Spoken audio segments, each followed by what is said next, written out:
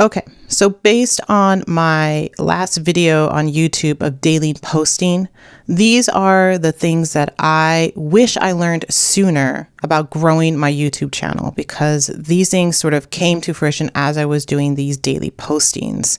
So let's get to it. The biggest takeaway from that whole 30 days of posting daily was that I needed to simplify my process. That was the key to succeeding. And so I am staying true to that by building a habit out of all of this. I do make my bed every day with my white comforter, because that's not my normal comforter. That's my YouTube comforter. So I do put that on every single day, even if I'm not publishing that day. I dedicate 1 to 2 days of publishing a week, and the rest of the week I still put that on. I do close my closet curtains here as if I am creating the YouTube setup. So all of that is in place because it's become a daily habit. I'm trying to simplify everything so that I have my topics already. I have my talking points already. I know what I'm going to tell you. I know what I'm going to wear. I know all of this so that it becomes easier. I'm also not editing in music. I'm not editing in a lot of fancy stuff anymore. I'm trying to simplify just every process of this YouTube creation. Another thing that I wish I learned sooner and started doing more frequently was to premiere my videos. I believe a big part of my last YouTube video of posting daily that I talked about is doing so much more successful than all of my other YouTube videos is because I did premiere it.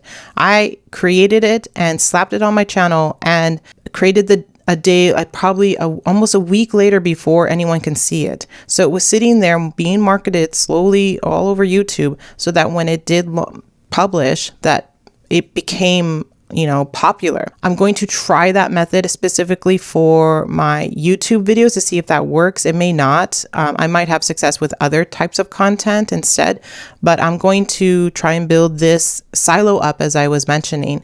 And premiering videos works with growing your subscribers, growing your views, your concurrent views. And that's what YouTube uses to see how popular that video is with your viewers, to give it to other people, right? To market it to other people. So premiering does help. So try doing that and setting the date like 3 to 5 days later. Some people do it almost like 2 weeks later.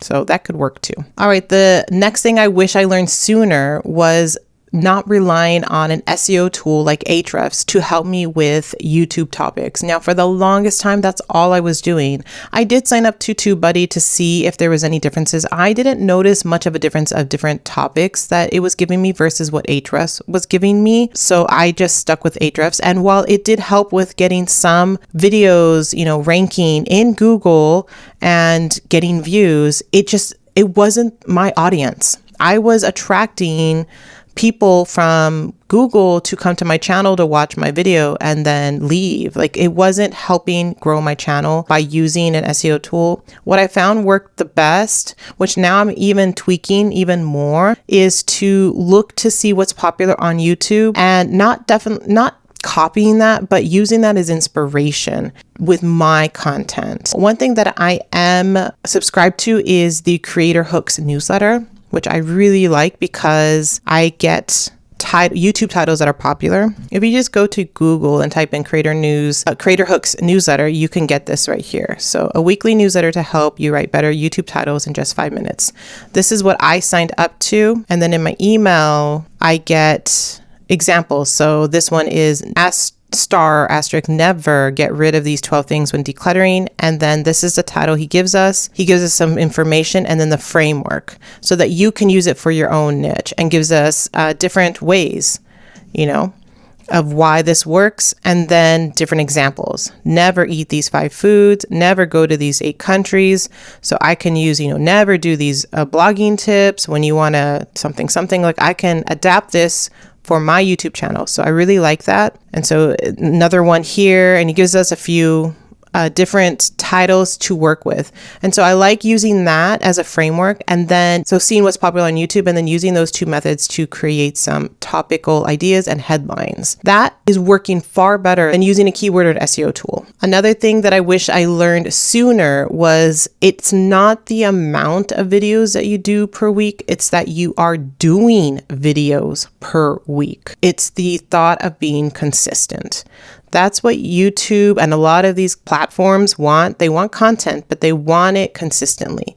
So don't think that you have to do 3 videos a week or even a video a week. As long as you're consistent doing that over long term, then YouTube understands your schedule, right? I have been telling YouTube, that I was posting every day, and then it alerted me like, you're not posting anymore. What's going on, right? Because I trained it and primed it that I'm posting every day. So hopefully with this new schedule, it will reprime itself and it will understand this is what's happening. But for the longest time, for years and years, I thought 3 videos a week, 3 videos a week. That's what I'm going to do. 3 videos a week, 3 videos a week. And while that did grow my channel, it wasn't because it was 3 videos a week. It was because I was doing 3 videos a week every week for weeks on end. Like, it was just being consistent. So I need to find a schedule that works for me. And I think right now, this is sort of working for me, although I am creating content for my other channel, so I am batching a lot of videos. I wish I learned this sooner with YouTube, that YouTube is waiting for the perfect opportunity to slot your channel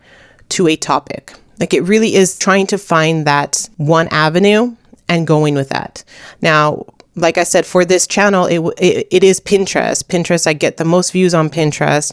So YouTube is figuring out that Pinterest is where I'm slotted. But I am also working very hard of telling YouTube, well, I want other topics to take off, like my digital products, like YouTube and other things. And so it does take time on that. But I didn't know this any sooner. Like, I thought if I can just stick to 3 topics, that those are the 3 topics that will grow at the same rate. But they're not. YouTube is really trying to find a way to position your channel in its, stratosphere channels, I guess, everywhere. So if it knows that you do Pinterest, then it's going to slot you with all the other Pinterest gurus out there, or blogging, or YouTube, or whatever it is. And I do see that when I do play one of my videos on the side, I do see other Pinterest gurus next to my videos. That is what YouTube is doing. I wish I learned sooner about not being dragged into the whole retention editing. I love doing retention editing. I mean, I'm not the greatest at it, but I do like doing those aspects, and I do like adding graphics or text on my videos, but it does take a lot of time. It can add another hour or 2 just doing those 2 things versus just cutting out my mistakes, cutting out my breathing in,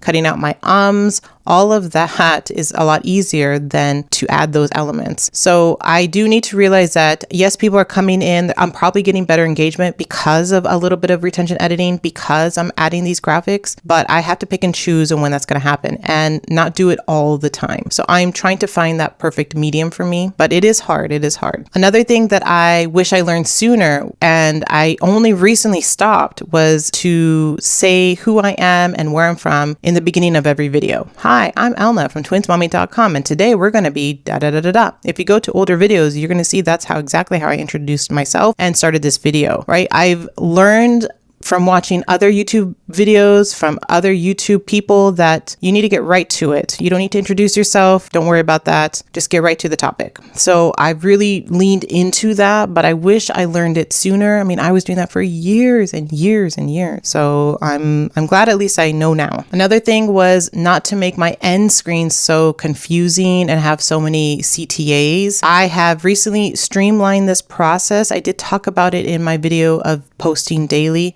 that I changed my end screen. Before I had a playlist and a video, and then to follow me on TikTok and Instagram and all of that. Now I just have the one video. And if I do use my end screen that I made in Canva, then I will have my name and where to follow me as well. But it did streamline everything down. And so I think that's helping with growing my views and growing the subscribers too, because once they sit and binge watch my videos over and over again, then they'll subscribe. Another thing that my husband pointed out was that I had too many CTAs or call to actions in my descriptions. Now, I got a little testy with him saying, well, every YouTuber out there has all of this. This is where I learned it from. I learned it from the big people out there, that they had their products, their affiliate products, their equipment that they're using, where to find them on social, what videos to watch next, like all of this stuff on their descriptions. So I just wanted to follow suit. But he was very adamant. He's like, you know what? I think it's too confusing for your audience. I don't think you're not making any affiliate sales with this. It's not working. A lot of people aren't rushing to sign up to your newsletters and things like that. If you want to grow your products, then just have a link to your product. And so I really sat there. I'm like, okay, well, let's test this out. Let's see if this works. So now with my descriptions, I just have one link, which is to a product that I'm going to funnel. So right now it's just one link that I put on all my videos, but pretty soon it's going to be specific to the video once I have enough products to market, basically. But I think that's a better idea. On my freelancing blog, I do have my main comprehensive course that I can just market to. On this channel, it's going to be different. I'm going to have different ebooks, different masterclasses and things like that fit better with the topics that I'm talking about. So yeah, if you look at my description, it's changed a lot. Another thing that I wish I knew was to be more intentional with the content that I'm creating. You know, for the longest time, I am just creating a lot of content that is SEO focused and that are things that I want to,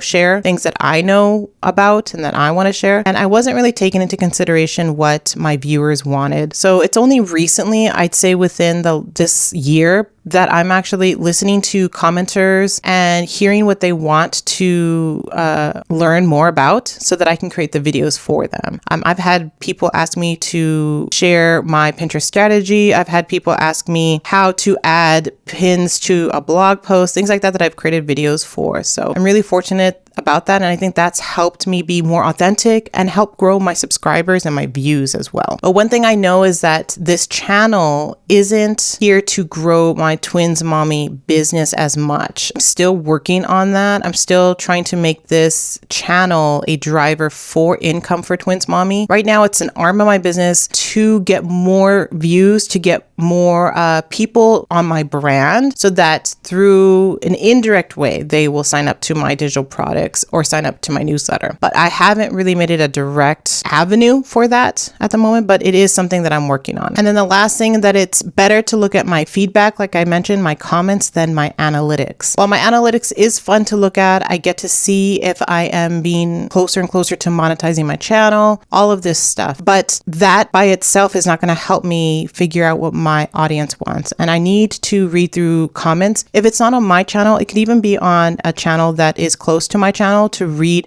the comments there just to get an idea of like, okay, they're brand new to blogging. What are the questions that they want to know? Let me see if I can help them too, kind of thing, right? So I'm just using all the information that I can. If it's not on YouTube, it's through my Facebook group too, helping the moms in that group, asking them, reading their comments, what they're struggling with, and creating videos, and then sharing that video in the group or writing a blog post and sharing on my email list. Like, I can find ways to answer the questions of my audience, but it doesn't equate to just looking at my analytics and seeing what's popular. I don't always want to create the same content over and over and over again. If my Pinterest strategy is my number one video, well, I can only create so many Pinterest strategy videos out there, right? Like, I have other things I want to share. So I can use that as a framework or guideline only. All right. So those are the 11 things that I wished I knew sooner to grow my YouTube channel. So one of the things that I was talking about was being more consistent is better than just posting 3 times a week, 2 times a week. It's just building that habit of consistency. So make sure, if you want to do that, to watch this video next, where I dive deep into how I was able to develop a habit with YouTube creation. Like this video, give it a thumbs up, and I will see you in that video. All right.